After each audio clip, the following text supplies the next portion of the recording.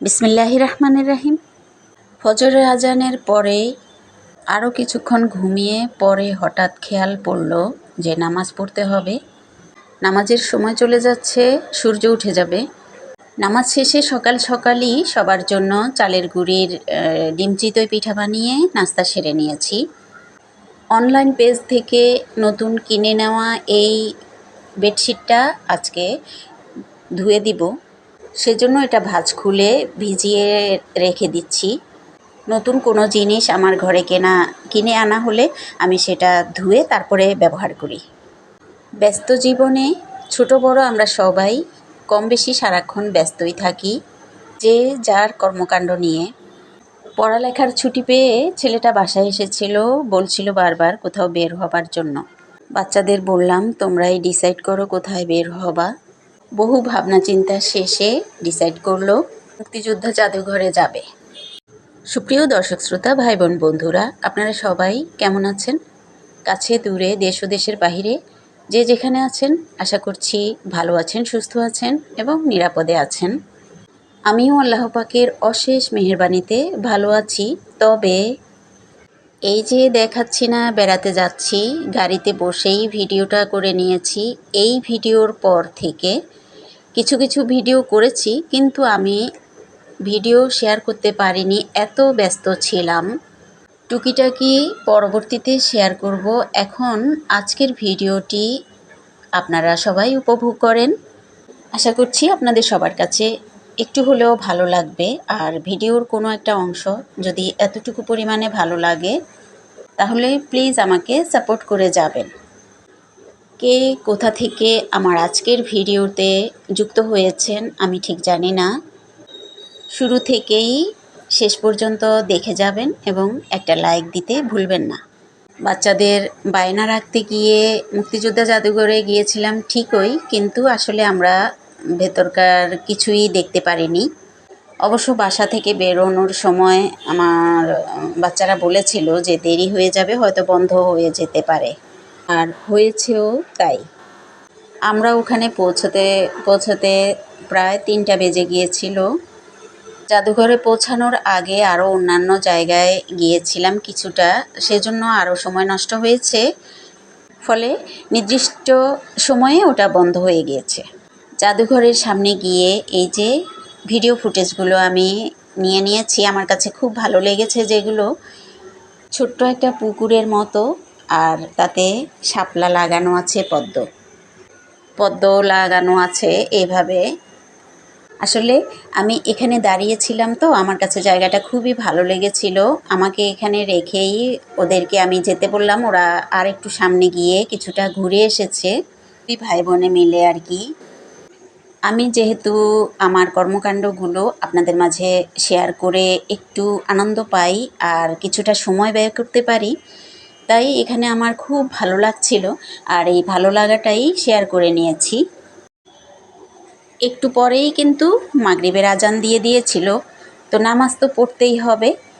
পাশেই একটা মসজিদ ছিল, মসজিদের ভেতরে ছেলেরা নামাজ পড়ে নিয়েছে, আর আমরা মেয়েরা এই যে মসজিদের যিনি মুয়াজ্জেম, ওনার এই একটা এক রুমের বাসা আর কি, সব টয়লেট একটা, পাকঘর একটা আর একটা রুম।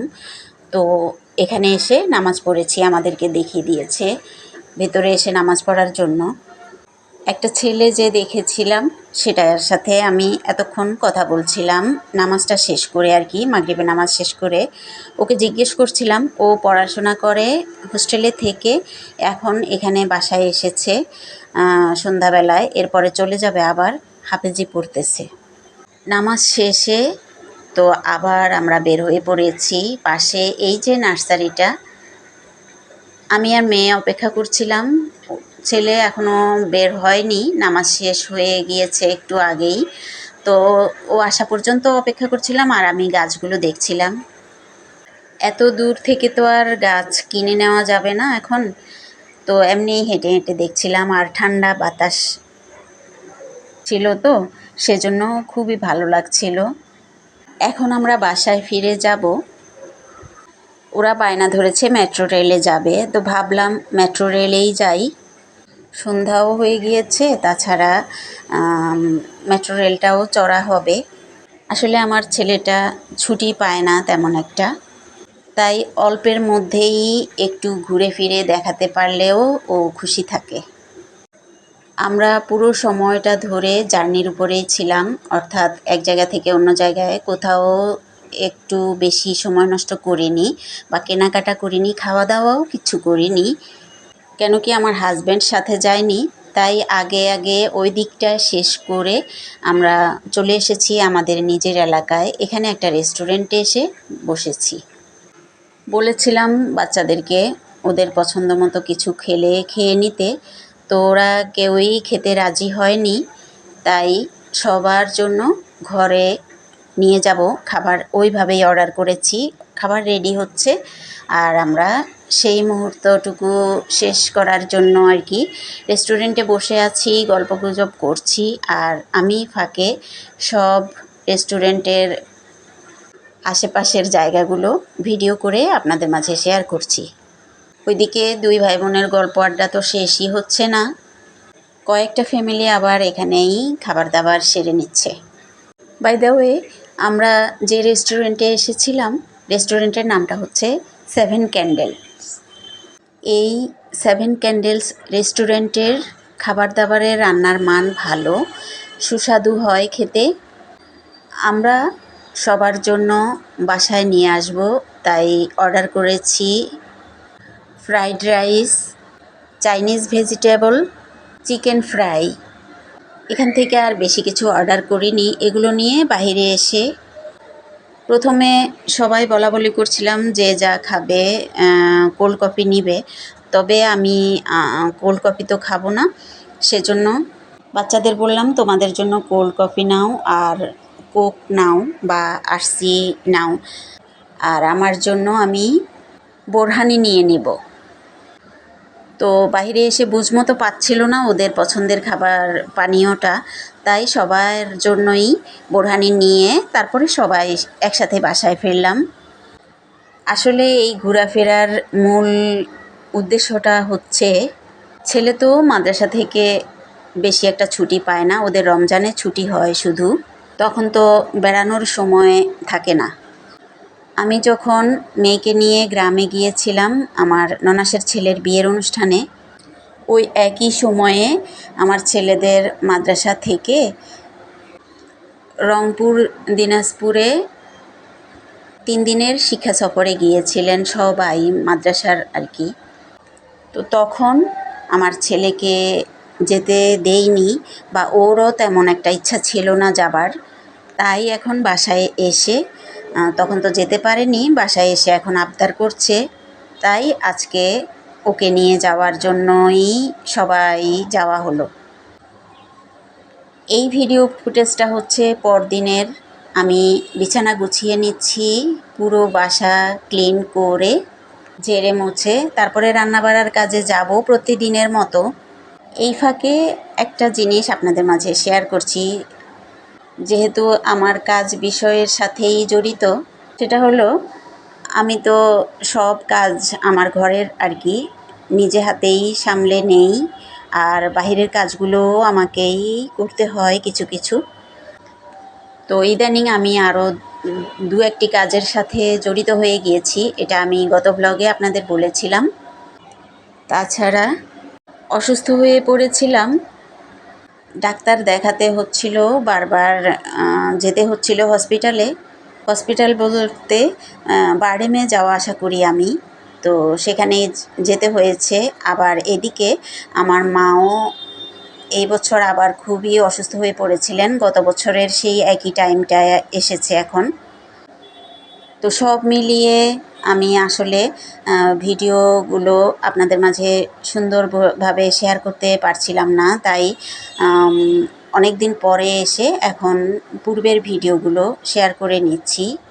আর এদিকে গুছগাছ পরিষ্কার রেখে করে এসে রান্নাবাড়া তো শেষ করছি।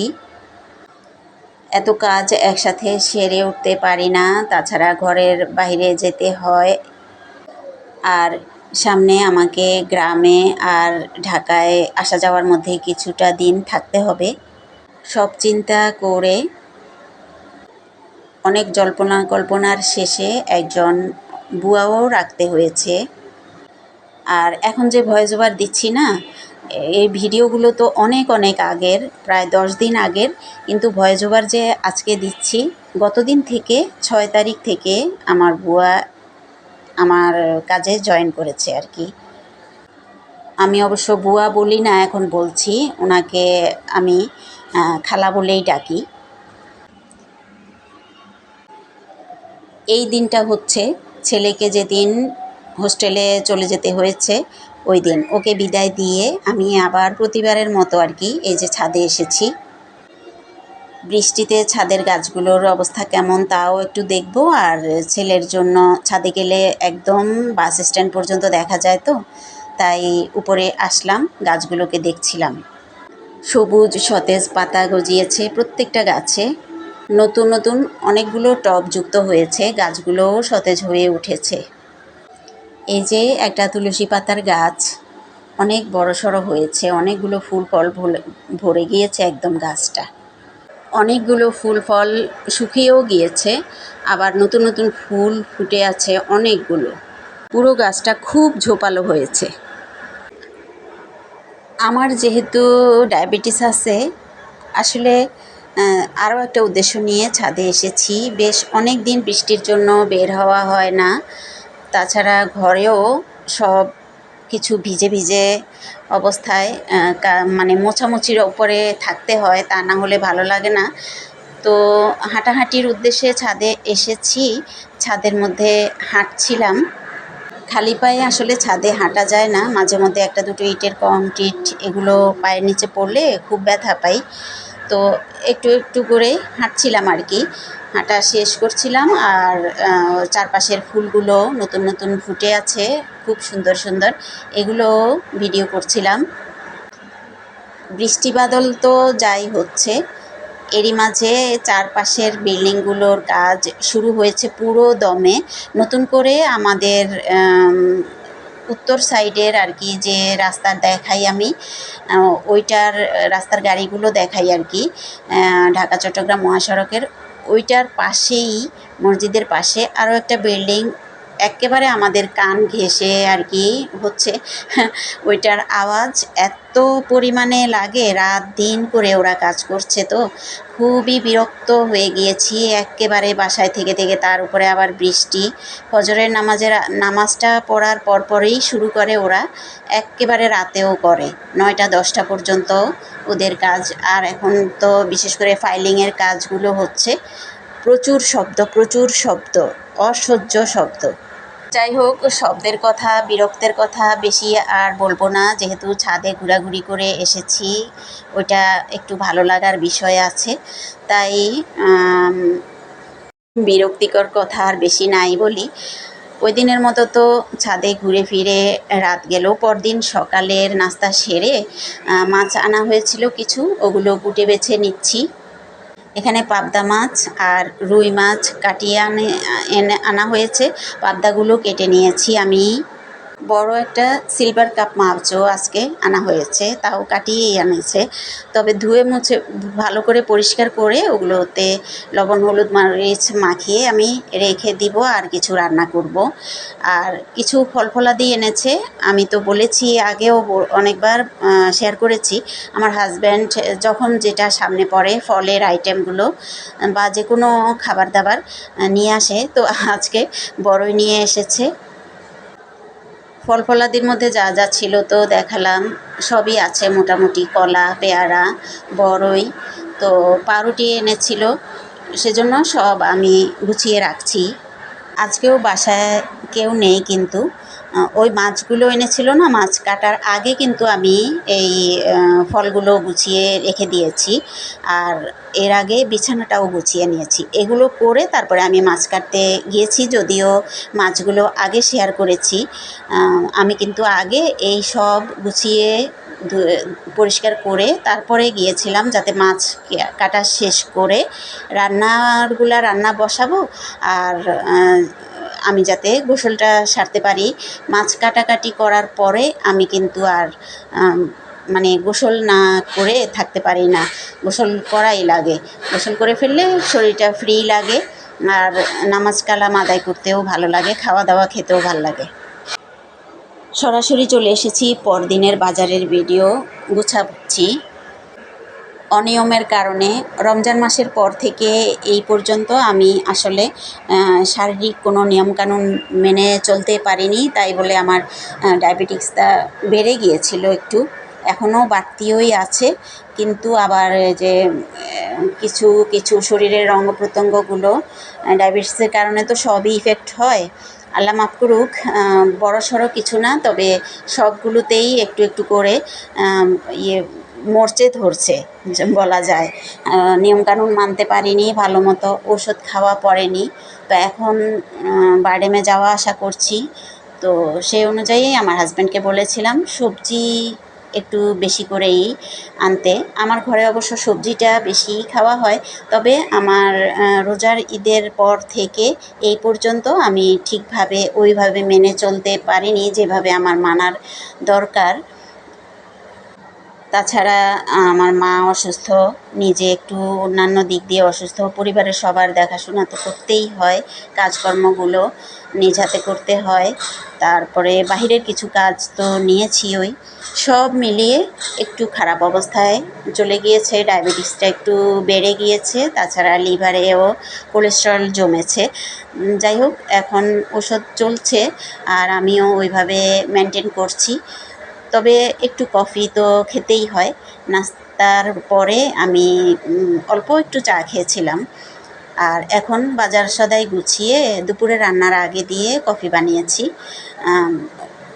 এখন কফিটা খাচ্ছি আর এই জানালা ওই জানালা দিয়ে বাইরের অংশগুলো দেখছিলাম আর কি কীরকম হয়েছে, আর মেয়েটার ছুটি হলেও আসবে সেটাও দেখছিলাম। এই যে আশেপাশের বিল্ডিংগুলো, বিশেষ করে সব ছাদগুলো দেখাচ্ছি। ওই ছাদ দুটা যে পানির ট্যাঙ্কি দেখালাম, ওই ছাদটা ছিল আমাদের আগের বাসার ছাদ আর কি। 24 জুলাই মাসে এই ছাদের উপর দিয়েই হেলিকপ্টারে করে যাওয়া আসা করতো। আর নিচে যে পেট্রোল, তারপরে কি জানি কাঁদানি গ্যাস, এগুলো ছুড়া হয়েছিল। তো সেটাই ওই একই মাস তো এখন, গত মাসের, যেহেতু এটা অনেক দিন আগের ভিডিও, তো হাঁটাহাঁটি করতে গিয়ে আমার চোখে পড়লো ওই ছাদের, সেজন্য ভিডিও করলাম। আর এইদিকে আমি দুপুরবেলায় রান্না চাপিয়ে দিয়েছি, এরই মধ্যে রান্না বসিয়ে একটু গুছগাছ করছিলাম। এই পাশের রুমটা নিচেই কাজ চলছে, এই যে এখন দেখাচ্ছি না, এর নিচে এই যে মসজিদের ছাদ, এটা ওই যে লাল একটা দেওয়া প্লাস্টিক, ওটার নিচে ওইখানেই বিল্ডিংটা হচ্ছে, কাজ চলছে ওখানে। তো বাইরে এসে দেখছিলাম রোদ একটু একটু হালকা হালকা উঠেছে, কিন্তু প্রচুর গরম পড়ছিল, তাই রান্না করতে একাধারে পাকঘরে থাকতে পারিনি। আমি বাইরে এসেও আমি কিন্তু হাঁটাহাঁটির মাধ্যমেই কাজ শেষ করি সব সময়।